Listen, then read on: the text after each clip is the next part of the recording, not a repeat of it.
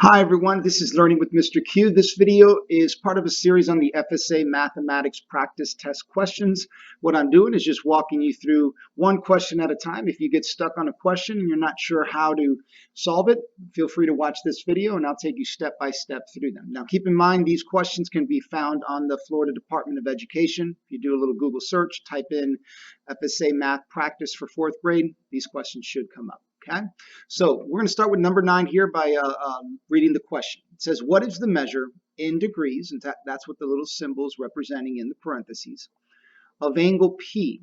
And so angle P is referring to this angle right here where you have the two line segments, or excuse me, not the line segments, we have rays, where we have the two rays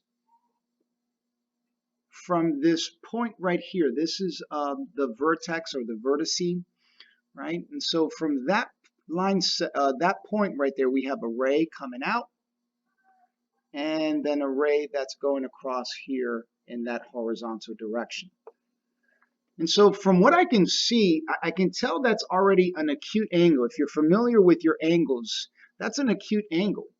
If it went straight up, that would be a 90-degree angle. Right? And so it's actually kind of closing. If you kind of think of it like a mouth that's closing, the black rays, they're actually coming towards one another. And so we can see that it's running right across these numbers. It's between, so we can see we're starting here at 0, then we got 10, 20, 30, 40, and it's between 40 and 50. It's going right in between it. When I traced the line, it didn't trace so accurately, but it's going right across that middle line. And so if you count from 40, each of those markers, we have 41, 42, 43, 44, 45 degrees. And so you just bubble that in, okay?